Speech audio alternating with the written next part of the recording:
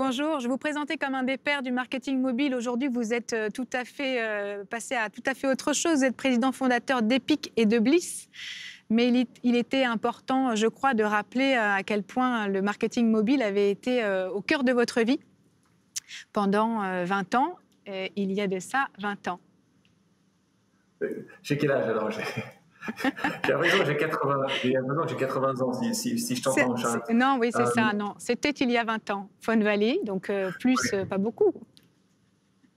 oui, exactement. Ben, c'était un monde bien différent de celui qu'on voit aujourd'hui. C'était un monde où tu devais convaincre les gens que le mobile allait être l'étape d'après. Donc, on était déjà en train d'essayer de convaincre que le web était plus important que toute autre chose. Et puis, on arrivait, on était un certain nombre un peu illuminés, disant que le mobile allait être la prochaine révolution.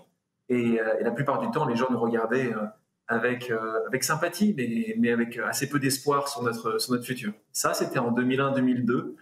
Fawn Valley, c'était l'entreprise qui a été par la suite rachetée par le groupe Publicis, était une petite entreprise dans le 9e arrondissement, 100 mètres carrés, dans un appartement haussmannien de 100 mètres carrés dans le 9e. Donc, c'était un autre monde.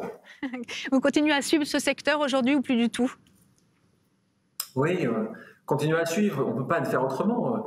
On regarde le nombre d'applications qui a été téléchargées juste l'année dernière, plus de 200 milliards de téléchargements. Donc quand on revient sur le 2001, 2005, 2006, on était à l'époque que sur du SMS.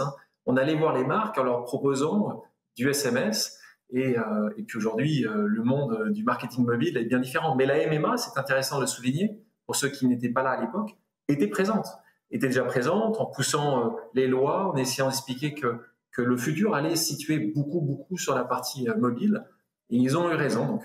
Donc je me souviens des premières discussions qu'on avait eues assez tôt. C'était une toute petite organisation et c'est avec beaucoup d'intérêt et aussi d'amitié que je vois le développement de cette organisation. Et puis on est obligé de voir l'impact que ça a sur la société. Et si on regarde le discours du président de la République vendredi dernier, on se retrouve grâce aux réseaux sociaux, mais aussi sur le mobile. Si on regarde par exemple Snapchat, vous allez avoir 100 millions de snaps vus. C'est considérable, 50% de la population de 15 à 34 ans a regardé sur Brut, puisque c'était le média dont on parlait de ces nouveaux médias. Donc en effet, on est obligé de comprendre comment arriver à toucher ces différentes populations si on parle de marketing. Et le mobile est au cœur de ce combat, de cette relation. On reparlera avec Emmanuel Durand justement tout à l'heure en ce qui concerne Snap.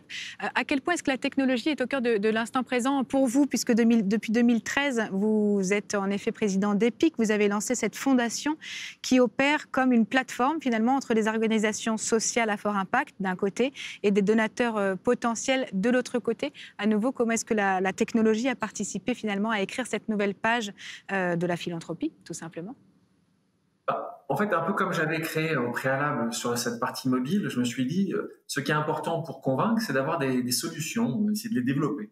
Donc, on ne va pas convaincre des gens à plus donner, à mieux partager, uniquement sur il faut apporter une solution. Et la solution, elle est souvent dans la technologie et dans la donnée. Et donc, sur toute sélection que j'ai pu faire au fil des années, au centre, il y avait de la technologie.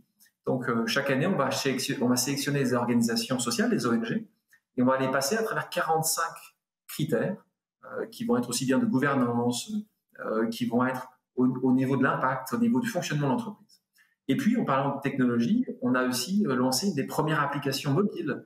Donc, ça va vous faire sourire, mais c'est évidemment, on ne se refait pas. Donc, puisque tout le monde a un téléphone dans la main, on va apporter sur ce téléphone des informations pour vraiment démontrer que votre donation, que votre impact positif citoyen a pu avoir un impact sur la transformation de ces jeunes, puisque chez Epic, on travaille essentiellement sur les jeunes entre 0 et 25 ans. Donc ça, c'était le principe, mais on est allé un peu plus loin, parce qu'on a aussi utilisé la réalité virtuelle. Donc on est allé filmer des organisations sur le terrain, avec de la réalité virtuelle pour vous, par exemple, si vous n'avez pas la possibilité d'aller les voir, vous allez avoir l'utilisation de la technologie pour vous démontrer l'impact que ces organisations ont au quotidien sur la vie de tous ces jeunes. Et ce sont ces technologies qui ont été les accélérateurs d'adoption de cette application?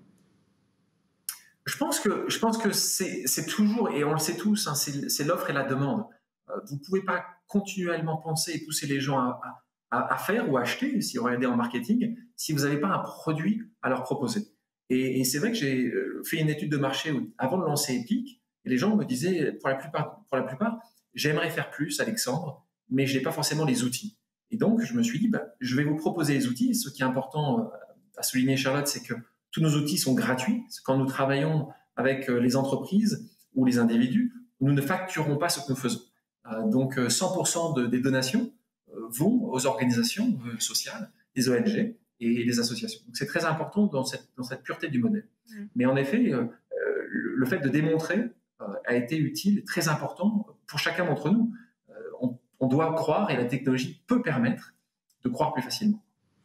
La technologie, vous parlez aussi finalement de citoyenneté, qui est le cœur de la séquence, la première partie de cette matinée. À quel point, pour vous, le mobile peut être au cœur justement d'une citoyenneté plus vertueuse? Assez essentiel, puisque de nouveau, on l'a tout le temps avec nous. De quelle manière on va réussir à démontrer que des entreprises, des entrepreneurs vont mettre ça au cœur, et pas uniquement à la fin, mais au cœur de leur système. Quand on prend les exemples, je sais que vous avez la chance d'avoir dans quelques minutes Lucie Bache de Too Good To Go. L'exemple de Too Good To Go est incroyable. C'est la technologie qui a permis à cette entreprise de se développer et de répondre à un vrai besoin qui est certainement le vôtre, mais beaucoup de gens qui écoutent ce matin, c'est ce besoin de dire je vais faire mieux à mon niveau. L'exemple de C'est qui le patron, une entreprise dirigée par cet entrepreneur Nicolas Chaban, exceptionnel également, mais qui utilise de nouveau le mobile comme plus qu'une source d'inspiration, comme une manière de fonctionner, d'impacter positivement notre environnement. Et puis, vous pouvez en citer, parce que vous en connaissez tout un tas, mais les Yuka, les Ecosia, les Lilo, il y en a beaucoup. Et c'est ça qui est intéressant, c'est qu'il y a de plus en plus d'entrepreneurs qui vont se développer et qui vont développer leur entreprise sur un cœur positif où le mobile prend tout son sens. Une dernière question, vous restez un entrepreneur, justement, vous aussi actif, un investisseur avisé. Est-ce que le mobile restera au cœur de vos projets à venir?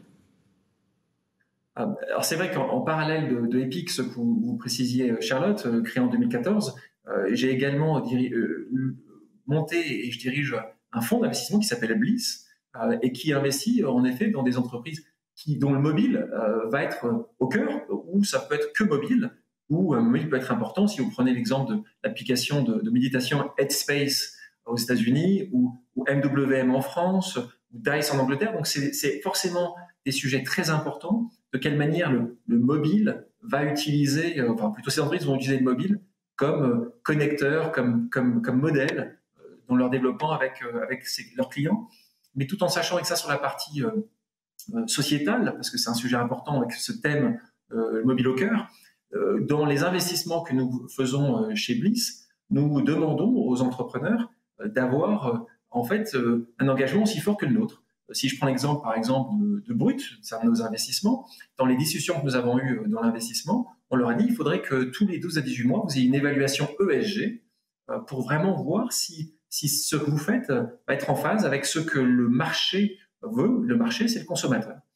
Et on a aussi une clause, et c'est quelque chose que nous faisons pour tous nos investissements. On a aussi une clause dans les ressources humaines, où c'est une clause de minorité, pour que chaque fois que vous avez un poste ouvert, vous devez, en finaliste, avoir quelqu'un qui représente des populations qui sont sous-représentées dans votre entreprise.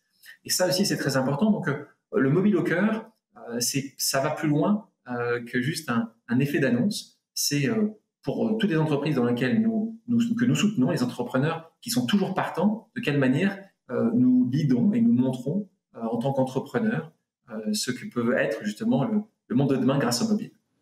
Merci beaucoup, Alexandre Mars, pour votre témoignage.